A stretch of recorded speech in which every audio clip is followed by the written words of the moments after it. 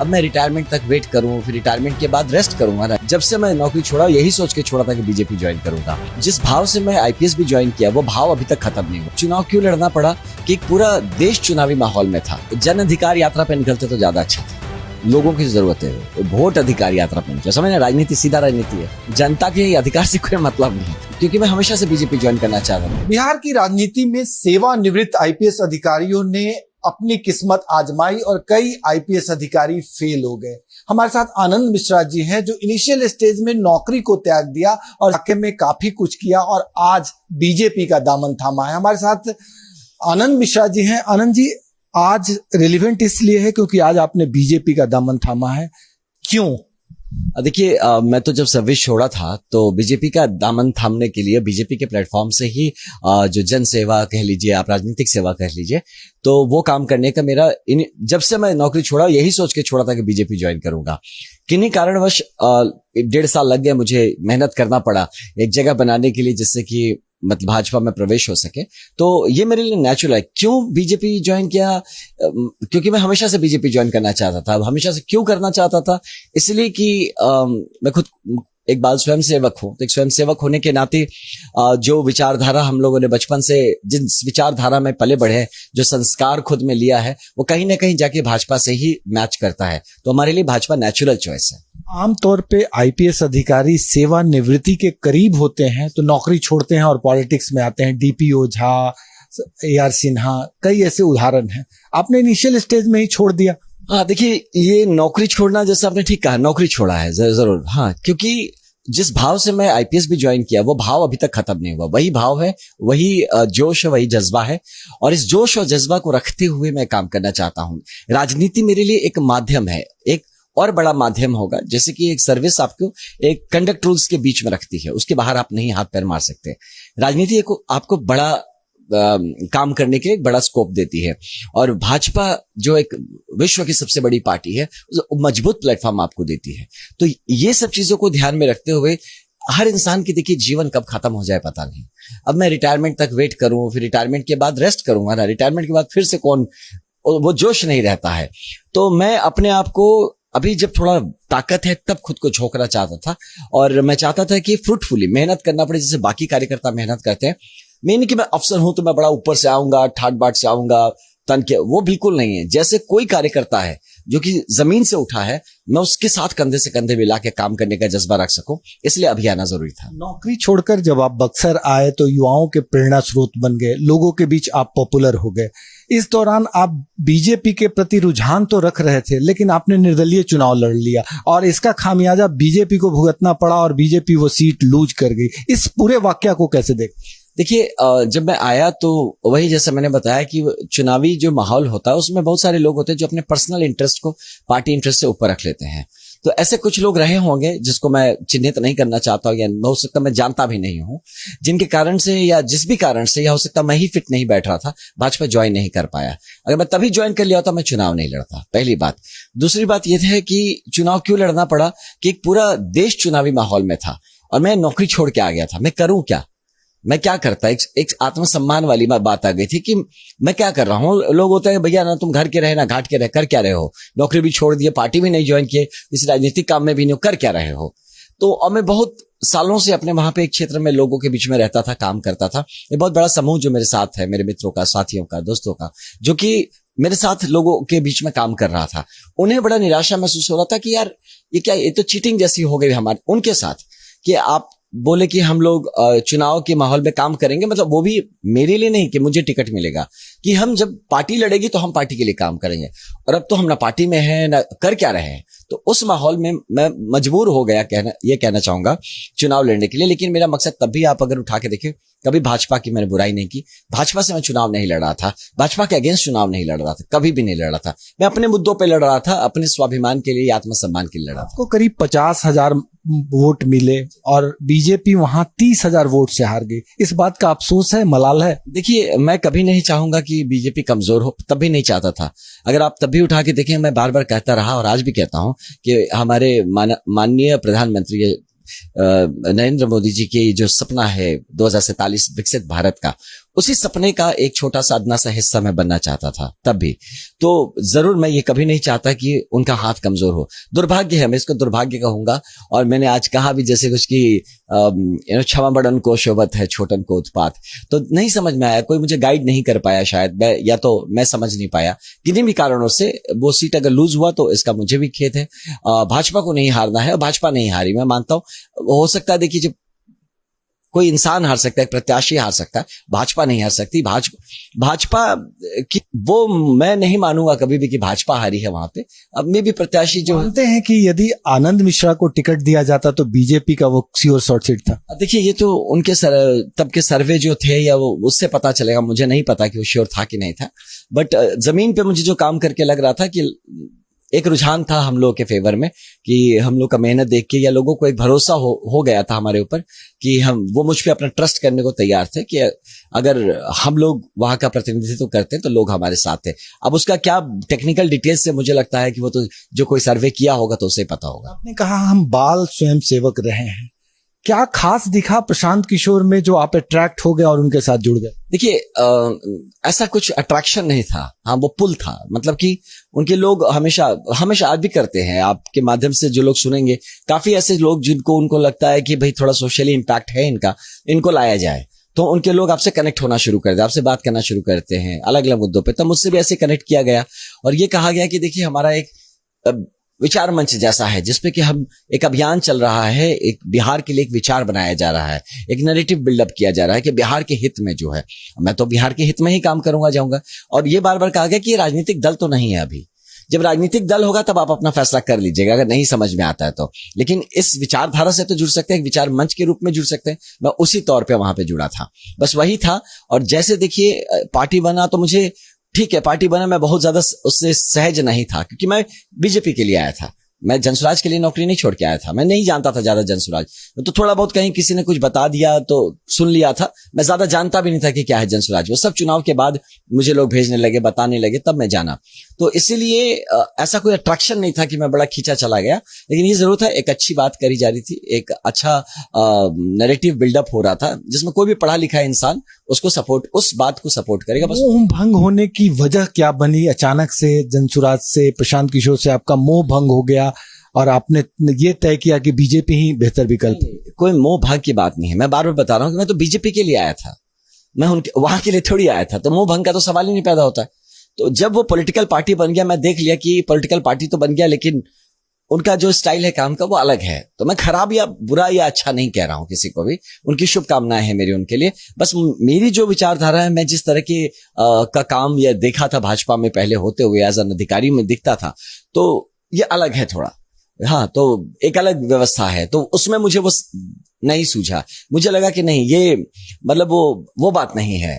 प्रशांत किशोर जी कहते हैं कि यदि हमारी सरकार बनी तो पहले कैबिनेट में हम शराबबंदी हटा देंगे। इस निर्णय को आप कैसे देखते हैं? देखिए, ये सब पॉलिसी डिसीजन सरकार जिसकी बनेगी वो डिसाइड करेगा कि वो शराबबंदी हटाएगा या नहीं हटाएगा। इसके प्रोज और कॉन्स दोनों हैं।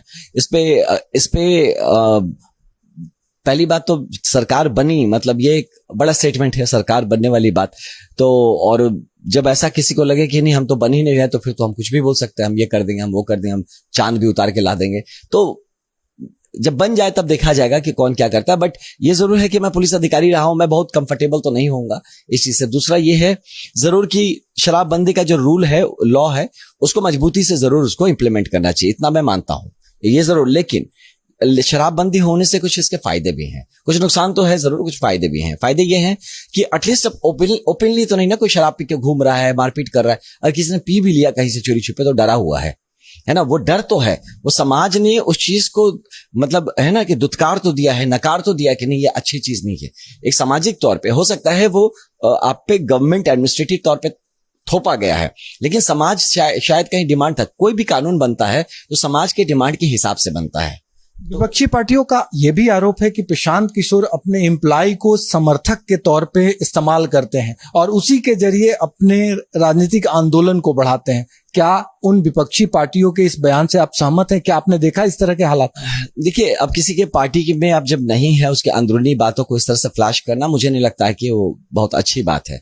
तो भी मतलब मैं पार्टी की बात नहीं कर रहा हूं, बट जितने मार्केटिंग स्ट्रेटेजी है, एडवर्टाइजमेंट स्ट्रेटेजी, उसमें क्या होता है, पहले आप अपने कंटेंट को बूस्ट करते हैं, पैसे दे दे के उसको ठेलते हैं पहले मार्केट में। जब वो फैल जाता है तो फिर लोग अपने आप से उसको फिर लेने लगते हैं। एडवर्टाइजमेंट का क्या फिनोमेना, एक नया साबुन लॉन्च हुआ तो साबुन आपको कैसे पता चलेगा? वो एडवर्टाइजमेंट करना पड़ेगा, पैसे दे के आपको बताना पड़ेगा ये चीज है भाई है। जब आप देखने लगेंगे, आदत हो जाएगी, तब उसको एडवर्टाइजमेंट करने की जरूरत है, तो आप खुद खरीदेंगे। तो हो सकता है ये कोई एडवर्टाइजमेंट का स्ट्रैटेजी हो, कोई मार्केटिंग का स्ट्रैटेजी हो, अपनी बात को बहुत जल्दी लोगों के बीच में फैलाने के लिए, और जब फैल जाएगा तो फिर अपने आप चलेगा वो। मानते हैं प्रशांत किशोर एक अच्छे नेता हैं, या एक अच्छे प्रशासक हैं, या एक अच्छे मैनेजर हैं? आप किस रूप में उनको देखते हैं? देखिए, डेफिनेटली एज अ मैनेजर तो बहुत अच्छे हैं, इसमें कोई शक नहीं है। वो एक अच्छे व्यवस्था बहुत अच्छी क्रिएट कर सकते हैं, इसमें कोई शक नहीं है। प्रशासन को उनको मौका नहीं मिला तो हमें नहीं पता अच्छे प्रशासक हैं कि नहीं। नेता के रूप में वो स्टैब्लिश होने का जो प्रयास कर रहे हैं, नेतृत्व दे रहे हैं, देख के अच्छा ही लगता है कि लोगों को इम्प्रेस कर रहे हैं, लोगों को एक तरह से मोटिवेट कर रहे हैं। बट नेता तो जब आपके हाथ में पावर आता है तभी पता चलता है कि आप लीडर कैसे हैं। आनंद जी, बिहार के साथ एक बड़ी विडंबना है, जब प्रशांत किशोर आए तो उनके नाम के आगे प्रशांत किशोर पांडे लगा दिया गया, और तेजस्वी यादव ने बार बार इस पे चोट किया। आपके भी नाम के आगे मिश्रा लगा हुआ है। तो ऐसी स्थिति में क्या आप मानते हैं कि बिहार की राजनीति में जातीय समीकरण या जातीय प्रभाव हावी होता है और इसका खामियाजा राजनेताओं को भुगतना पड़ता है? देखिए, जाति जो है एक नेचुरल पुल हो गया है। पुल मतलब है ना कि एक नेचुरल मैग्नेट है कि जिसके इर्द गिर्द लोग जुड़ जाते हैं, और ये बड़ा आसान मिलता है बहुत सारे लोगों को। इसके इर्द गिर्द राजनीति करना बड़ा आसान लगता है। तो बहुत सारे ऐसे दल हैं जो आपको देखेंगे कि जाति के नाम पे आराम से वो अपने लोगों को पोलराइज कर सकती है, और जाति के नाम पे दूसरे जाति के लोगों से आपको वैमनस्यता पैदा कर सकती है। तो ये प्रयास सभी कर रहे हैं कहीं ना कहीं, मैंने जो देखा है। बट एज अ पार्टी सिर्फ मुझे लगता है कि भाजपा एक ऐसी पार्टी है जो इन सब चीजों में नहीं है। वो आप देखिएगा नेशनल इंटरेस्ट की बात करती है, राष्ट्रीय हित पे काम करती है ना। और सबका साथ सबका विकास का जो नारा है वो हवा में नहीं हो, सच में अब जमीन पे आप इस चीज को देख सकते हैं। मैं आज ज्वाइन किया वहां पे ना, वो जो परिवार वाली फीलिंग, सबके अलग अलग सरनेम है, कोई फर्क नहीं पड़ता किसका क्या सरनेम, सब एक परिवार से बंधे हैं। ये फीलिंग मैं बताऊं जो नए नए पार्टीज में उसमें भी नहीं है, उसमें भी बटे हुए हैं। आप इस कैटेगरी के हैं, आप उस कैटेगरी के, आप इसके नेता है, आप उसके नेता है, और वो परिवार वाली फीलिंग नहीं देखा था मैंने, जो आज यहाँ पे दिखा। मैं इसलिए मानता हूं कि एकदम आज मुझे ऐसा महसूस हुआ कि अपने परिवार में आ गया। एकदम जो मेरे अंदर के संस्कार है, बाहर के जो भाजपा के संस्कार है, इतने अच्छी फ्रिक्वेंसी से मैच हुए कि मैं सच में, मुझे लगता है कि ये एक ऐसा दिन था जो कि मतलब 1-1.5 साल ऐसा लग रहा है जीवन का वेस्ट हो गया मेरा। तो बट मैं अभी चाहता हूं कि इस संस्कार को लेके आगे चले, और बाकी जितने भी दल हैं सबको प्रयास करना चाहिए बिहार हित में काम करने का। और एक चीज आपके माध्यम से बताना चाहूंगा कि आप सुने होंगे कि जैसे जनसुराज की आप बात ज्यादा कर रहे हैं, तो फिर भी मैं उनके बारे में बताऊं। कहते हैं कि हम किसी गठबंधन नहीं करेंगे। तो भाई जो बिहार के हित में काम करे, आप क्यों ना गठबंधन करेंगे?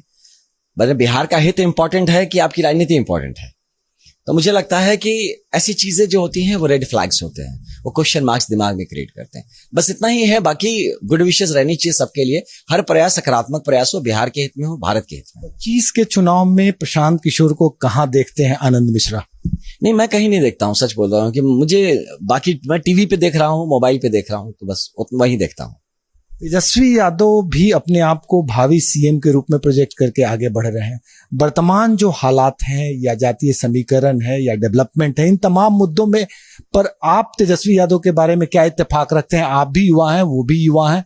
देखिए, तेजस्वी जी को वो भी उनका मतलब इसमें कुछ खराब नहीं है, ठीक है वो भी, लेकिन अब उनकी काबिलियत कितनी है, या वो कितने अच्छे प्रशासक हैं, ये उनके टेन्योर्स में देखा जा चुका है ना। और आने वाले वक्त में भी अभी कम से कम उनकी बातें सुन के मैं पर्सनली बहुत इंप्रेस नहीं हो पाता हूं।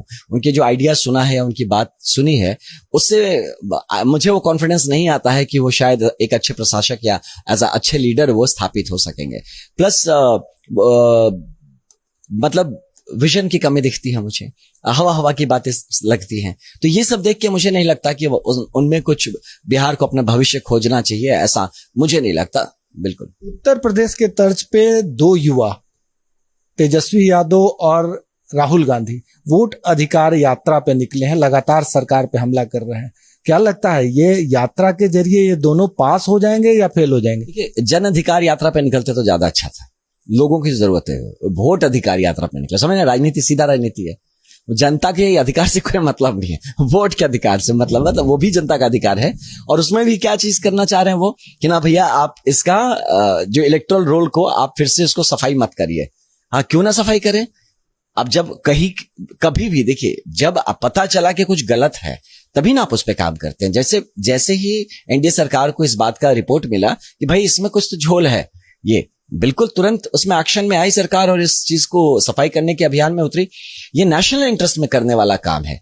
इसमें उनको क्यों दुख तकलीफ हो रहा है, मुझे ये बात समझ में नहीं आ रहा है। किसकी वोट चोरी हो रही है? जो कह रहे हैं वोट चोरी हो रही है, किसका वोट चोरी हो रहा है? उनका वोट चोरी हो रहा है। यानी आपका वोट जो चोरी हो रहा है, आपके वही वाले वोट थे क्या जो कि सारे ही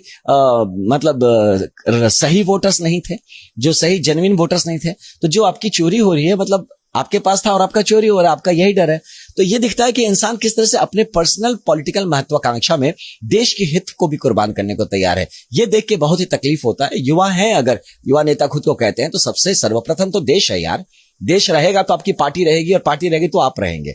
देश ही आप मिटाने पे लगे हुए हैं। आप ऐसा एडजस्टमेंट करवाने पे लगे कि बस आपकी सरकार बन जाए। आपकी सरकार बनी थी, इतने सालों तक तो आप ही की सरकार थी। आपको जो करना था आपने तो कर दिया, जनता ने देख लिया, समझ लिया। अब जब आपको नकार दिया तो जबरदस्ती जनता को बरगलाने का काम नहीं करते। एक बात मैं आपको बताऊं, एक अंग्रेजी में कहावत है, when you can not convince, confuse. जब आप किसी को कन्विंस नहीं कर सकते हैं सही मुद्दों पे, तो आप उसको गलत मुद्दों पे कंफ्यूज करते हैं। और दूसरा क्या होता है, आप ऐसे एक नैरेटिव को डेवलप करते हैं, लगेगा एकदम सच बोल रहा है, लॉजिकल बात कर रहा है, करते करते ले जाएगा, एकदम जब मोड़ पे पहुंचेगा लास्ट में सच तक ले जाके झूठ बोल देगा। वहां फिर आपको समझ में नहीं आएगा। जो नॉर्मल लोग होते हैं ध्यान नहीं देगा, उनको लगेगा वो झूठ कोई परोस देगा सच बना के। तो ये बहुत बड़ा आज सोशल मीडिया का जमाना है, नैरेटिव बिल्डिंग का जमाना है।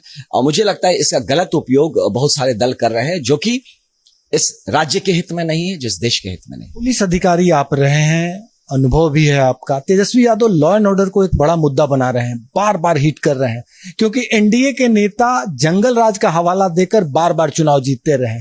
क्या लगता है तेजस्वी यादव इस बार लॉ एंड ऑर्डर को मुद्दा बना पाएंगे? यदि बनाने में कामयाब रहे तो क्या इससे एनडीए पर प्रभाव पड़ेगा? लोकस स्टैंडिंग कहाँ है उनका इस पे बात करने का? उन्होंने जो पॉलिटिकल हेरिटेज अपनाया है या जो उनको मिला है, उसमें कहाँ लॉ एंड ऑर्डर का जिक्र आपको दिखता है? वो लॉ एंड ऑर्डर ही कुछ और था। जंगल राज जो कहते हैं, मजाक नहीं, हम तो इतना नहीं देखे, लेकिन जो हमारे से थोड़े बड़े और लोग हैं, हम लोग तो बहुत छोटे थे तब, वो बताते हैं कि डर का माहौल क्या होता है। आप और हम नहीं जी पाएंगे। आज मैं बता रहा हूं, जो लोग सोच रहे हैं कि वो लॉ एंड ऑर्डर को हवाला दे सकेंगे, बस आप में वो क्रेडिबिलिटी नहीं है ना। मैं एक पुलिस अधिकारी रहा हूं।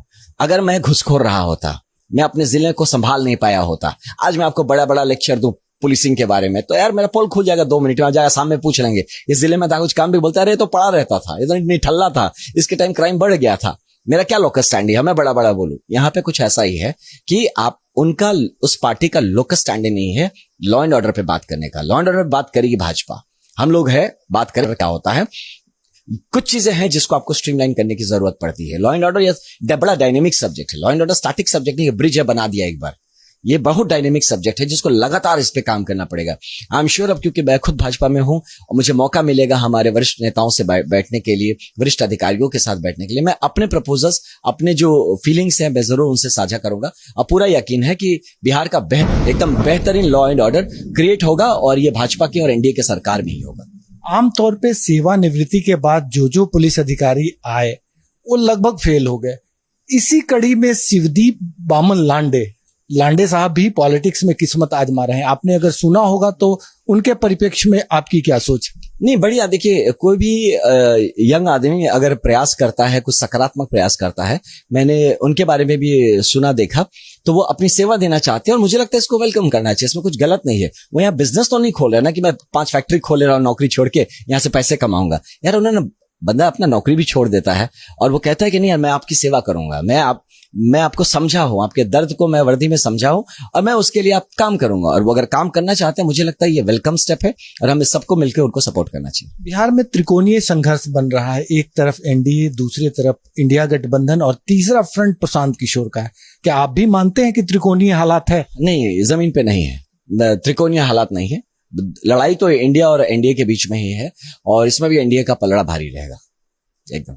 अब तक आप बक्सर के लिए काम करते रहे, आज ज्वाइनिंग के समय मैं मौजूद था, उन्होंने उस दौरान आपने कहा कि हम अब बड़े पैमाने पे काम करेंगे।